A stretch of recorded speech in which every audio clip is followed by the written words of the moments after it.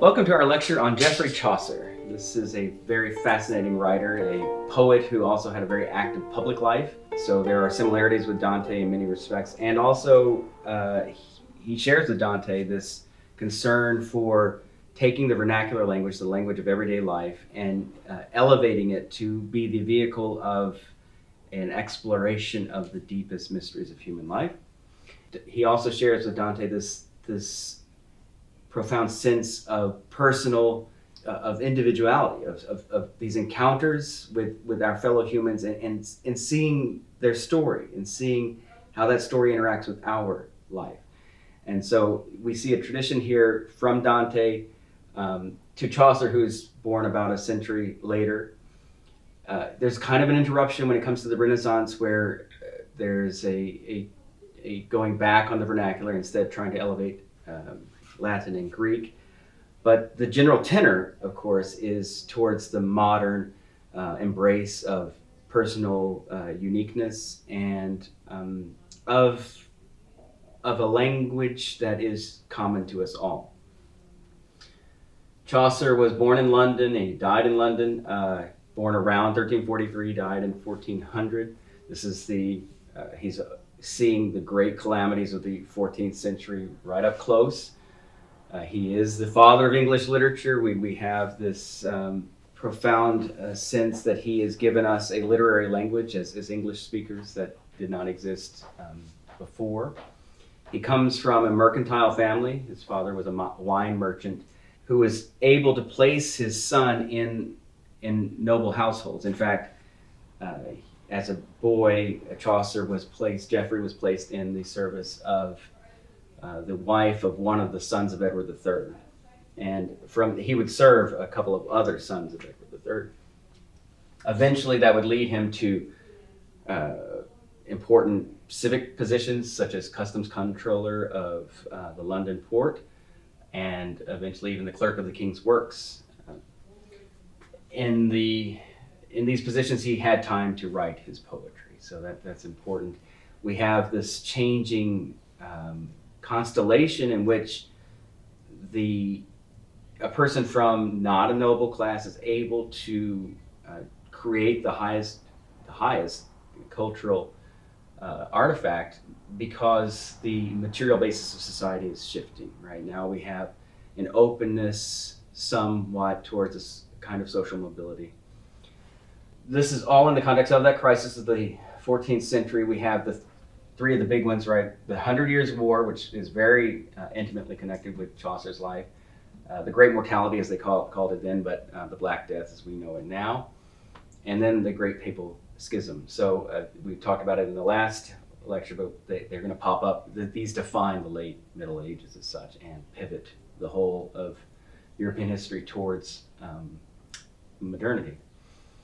So a little background on the 100 Years' War, which is a later periodization of a set of conflicts between England and France that went from 1337 to 1453, which deserved to be grouped together because they were all focused on the English claim to the French throne.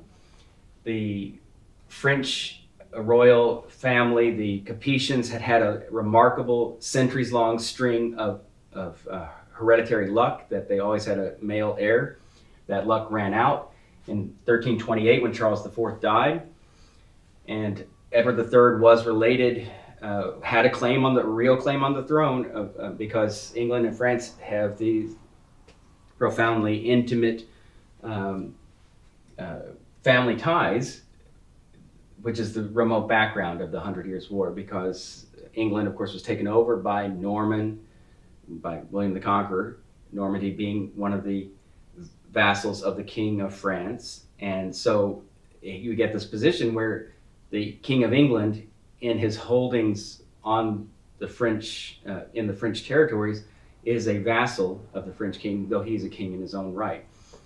Under Henry II in the 12th century, the House of Plantagenet of England gets control of more French territory than the King of France controls. So that's setting up an inevitable conflict here.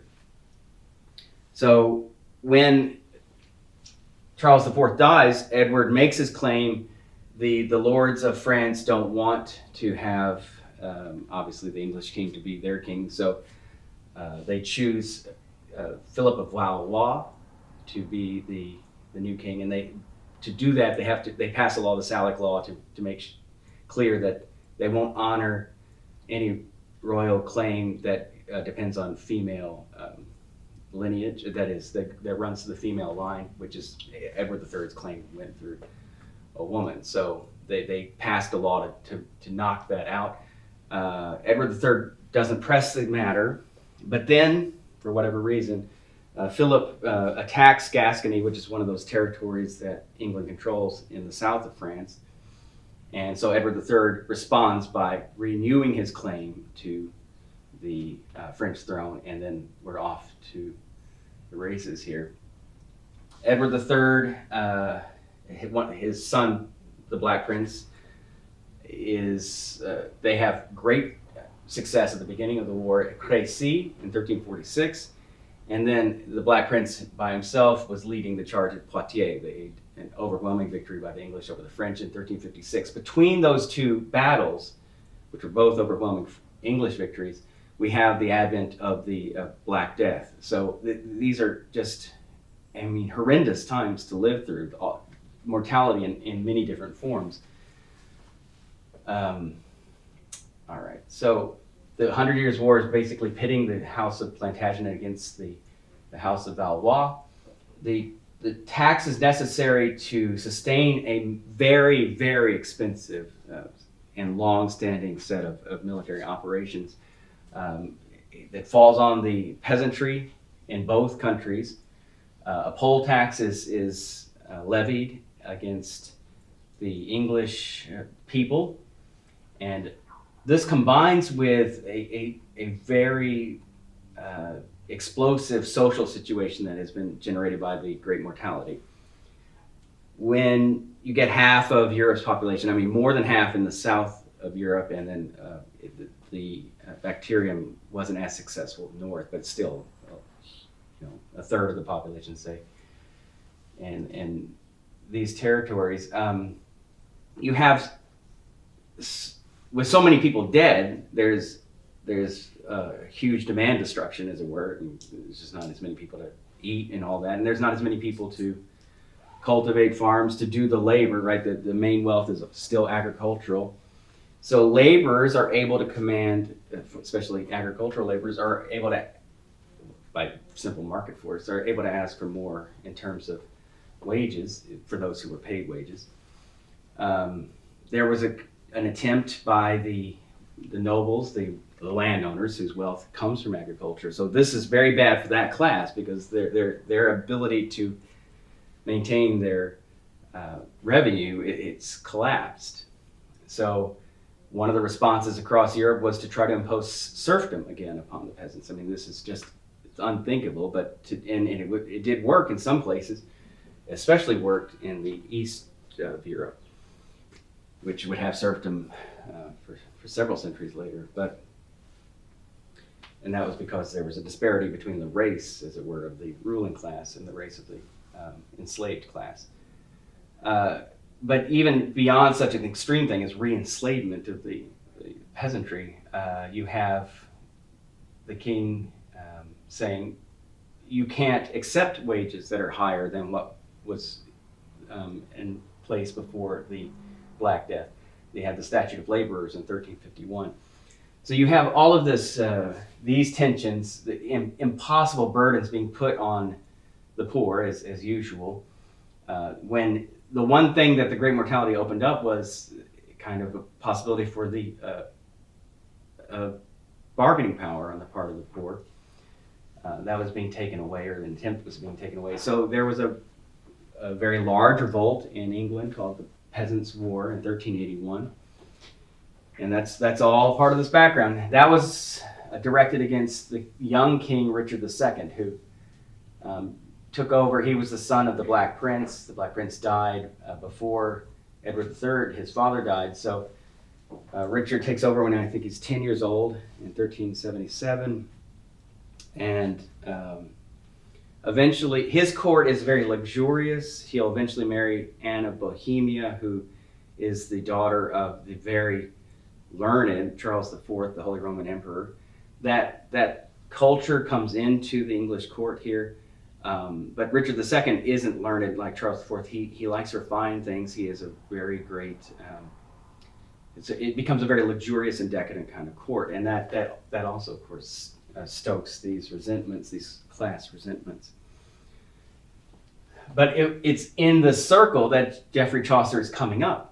And he's still able to manage this, even though there are many forces that are very dangerous. The Lord's Appellant, that's one of the attempts to put the favorites of Richard II in their place, as it were, to try to get a control over the luxury of the court. The principal patron of Chaucer is John of Gaunt, and that's the one we read about in Shakespeare. He's the one who will be who is the father of Henry, what will be the King Henry IV, who deposes. He's the one who deposes Richard II and becomes the King of England. All through this period, even though John of Gaunt, who's himself controversial, he's not loved by the lower classes. He's a supporter of John Wycliffe, who's a very interesting figure in his own right. This is a part of these massive social changes that are happening here. You've got increasing lay literacy means that there's going to be calls for reading the Bible, actually, instead of having all of that mediated through the clerisy, the people who read, the clerks, the priests. And then you get your own ideas when you read the Bible and so on. So Gaunt was very favorable to that. He was also aligned with, well, his son was one of the Lord's Appellants. So even despite all that, Chaucer survives. So that's fascinating in itself. And even the woman that Chaucer marries, her sister becomes a future wife of John of Gaunt. So he's going to be the father of the next English king. So Chaucer is related by marriage to eventually to the King of England. So that's fascinating. Behind all of that too is the third great prong of the crisis of the 14th century is the great papal schism, and that the ecclesiastical politics is behind all of this too. You have the Wycliffe thing, but in the Peasants' War, the Archbishop of Canterbury is who's also the Lord Chancellor of England at the time, is killed.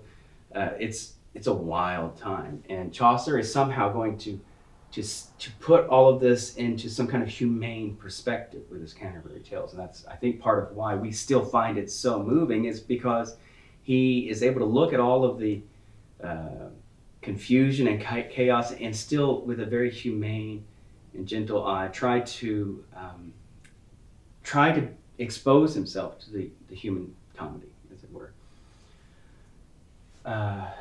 He was himself in the service of the Black Prince at the siege of France in 1359 and was captured by the French. And there, in French captivity, he almost certainly came across the Roman de la Rose, the Romance of the Rose, which we've already looked at. That work had an immense effect on Chaucer. So this work its influence is hard to calculate, and we'll see it again, actually. He also translated, he translated part of the Roman into English. He also translated Boethius's Constellation of Philosophy into English. So that gives you a sense of the kind of culture behind this great poet. So now that's some historical background to give us maybe a sense of the drama behind the dramas we read about in the Canterbury Tales. The question I would like us to think about here is, does considering our fellow humans as sharing a pilgrimage help us see them better?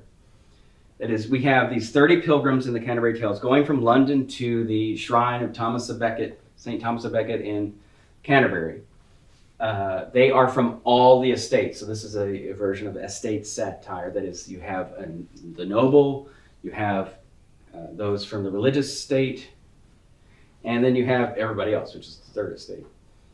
And people that don't quite fit into the estate model, which is part of the point, is that the whole world is shifting, right? The whole social and material basis of society is shifting at this point, and we're getting a picture of that with Chaucer. Chaucer grew up in a trilingual world. That is, Latin was the language of the church, obviously, and of learned discourse. Anglo-Norman. French was the language of the court of England and of high culture. So he's making a decision to go to the third language, which is Middle English, as we call it now, to the language of everyday life, the language that friends speak to each other in. He's using that language for his high art. The Middle English, as we call it, is kind of foreign to us especially because of the great vowel shift, which means A, E, I, O, U have a different value. If you study the Romance languages, you say I is E, and if long I is E, and the Romance languages, whereas we say I. So the shifting of vowels makes this a language seem much more alien, even though if you just kind of look at it, you can make out a lot of the words, and we're going to read some of that here. Well, no, I think we'll just do it. I'll read the Neville Coggle's translation that we've got in the selection at the beginning, and then I'll read the Middle English, what Chaucer actually wrote. When in April the sweet showers fall and pierce the drought of March to the root, and all the veins are bathed in liquor of such power as brings about the engendering of the flower. When also Zephyrus with his sweet breath exhales an air in every grove and heath upon the tender shoots, and the young sun his half course in the sign of the ram has run, and the small fowl are making melody that sleep away the night with open eye. So nature pricks them and their heart engages. Then people long to go on pilgrimages, and palmers long to seek the stranger strands of far-off saints hallowed in sundry lands. And specially, from every shire's end of England, down to Canterbury they wend, to seek the holy blissful martyr, quick to give his help to them when they were sick. As Chaucer wrote it. One that April with his sure assault the drocht of March hath persed to the rot, and bathed every vein in swish liqueur, of which whereto enchanted is the floor. One Zephyrus ake with his sweet of breath, and spirit hath in every halt and hath the tondred acropis, and the younger son hath in the ram his half a course run. And small a fooles maken melodie, the slepen out the nicht with open ear. So pricketh him nature in here courages, than longen folk to gon on pilgrimages, and palmeraes for to sake and strange the strondes, to fern the highways, coos in sundry landes. And specially from every sheerest end of England to Canterbury they winde, the holy blissful martyr for to sake, that him hath holpen one that they were sake.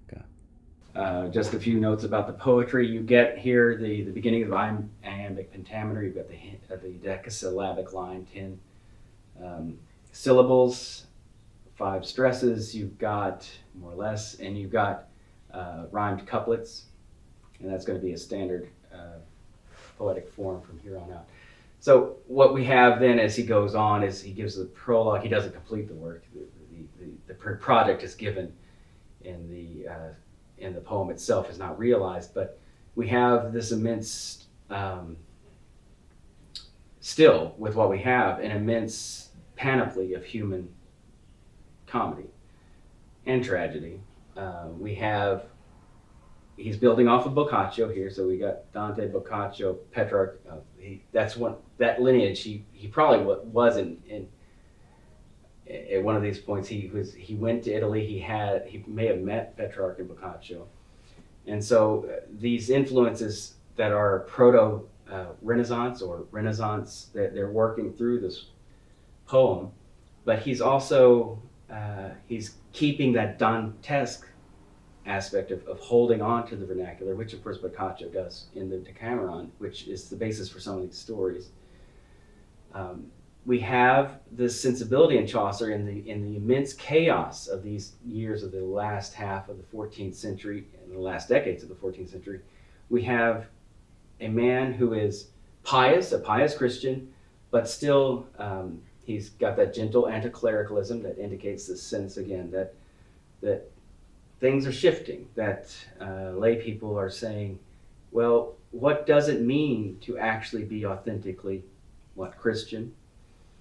And what does it mean to live a life in the English context that makes sense of the powers we've been given.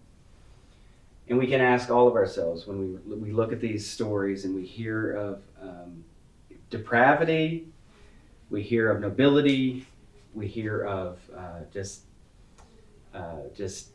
good humor. Do we let that, well, we should just let that seep into our sensibility and make us gentle with each other and recognize that we're all on this journey from a chaotic place to hopefully one where we can get some healing for the sicknesses that we have to bear up together.